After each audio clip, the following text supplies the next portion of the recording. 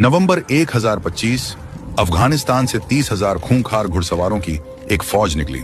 उनका लक्ष्य था दुनिया का सबसे अमीर मंदिर सोमनाथ। लेकिन महमूद गजनवी एक बात बहुत अच्छी तरह जानता था कि अगर उसने सीधे उत्तर भारत का रास्ता चुना तो राजपूताना की नंगी तलवारें उसे गुजरात पहुंचने से पहले ही काट देंगी।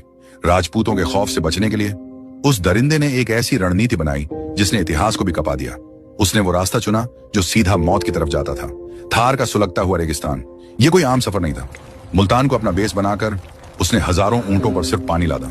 जो सैनिक रास्ते में प्यास से मर जाता उसे वहीं चील कौवों के लिए रेत में छोड़ दिया जाता। अपनी खूनी प्यास बुझाने के लिए उसने रास्ते में आने वाले नगरों को रौंदा हुआ आगे बढ़ा और फिर मौत का यह रेतीला तूफान रेगिस्तान को चीरता हुआ अरब सागर के किनारे आ पहुंचा। सामने था सोने से चमकता सोमनाथ, लेकिन मंदिर के अंदर का सच बाहर खड़ी उस मौत से भी ज्यादा हैरान करने वाला था। सोमनाथ के पुजारियों को इस बात का इतना अटूट विश्वास था कि उनके महादेव खुद अपने मंदिर की रक्षा करेंगे कि उन्होंने पहले से कोई राष्ट्रीय स्तर की विशाल सेना नहीं बुलाई। और फिर जब गजनवी की 30,000 की खूंखार फौज ने मंदिर पर हमला किया तो जो हुआ उसने गजनवी के भी होश उड़ा दिए। मंदिर के अंदर मौजूद हजारों शिव भक्त, पुजारी और मुट्ठी भर स्थानीय राजपूत योद्धाओं ने मौत के सामने घुटने नहीं टेके। जो हाथ में आया वो हथियार उठा लिया। ये जंग कुछ घंटों की नहीं थी। उन निहत्थे पुजारियों और चंद राजपूतों ने गजनवी की खूंखार फौज को पूरे 3 दिन तक मंदिर के दरवाजे पर रोक कर रखा। गजनवी को लगने लगा था कि वो ये जंग हार जाएगा, लेकिन तीसरे दिन एक खौफनाक हमले में शिव के भजनों और हर हर महादेव के नारों के बीच रक्षकों की सांसें टूट गईं। ये कोई मनगढ़ंत कहानी नहीं है।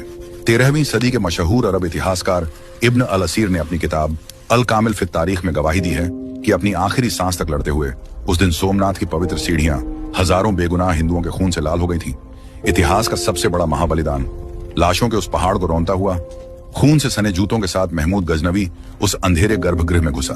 लेकिन गर्भगृह के अंदर का नजारा देखकर उस खूंखार दरिंदे के भी पसीने छूट गए। सामने बिना किसी धागे, बिना किसी सहारे के वो विशाल काले पत्थर का शिवलिंग हवा में झूल रहा था।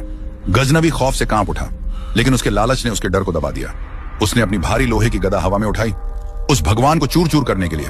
क्या गजनवी उस चमत्कारी शिवलिंग को तोड़ पाया? और जब वो 8,000 किलो की सोने की जंजीर और अंधी दौलत लूट कर भागा तो क्या वो आसानी से अफगानिस्तान पहुंच पाया? नहीं। मालवा के सम्राट राजा भोज के खौफ से गजनवी इतना कांप गया था कि उसे वापस जाने के लिए सिंध के जानलेवा रेगिस्तान का रास्ता चुनना पड़ा। और उसी रेगिस्तान में उसे मिला एक अनाम हिंदू गाइड, जिसने अपनी जान की बाजी लगाकर गजनवी की आधी फौज को रेगिस्तान की प्यास में तड़पा तड़पा कर मार डाला। इतिहास की सबसे खौफनाक महालूट, उस अकेले शिव भक्त का महाबलिदान और राख से उठकर सोमनाथ के पुनर्जन्म की रोंगटे खड़े कर देने वाली कहानी देखिए हमारे ग्रैंड फिनाले पार्ट 3 में।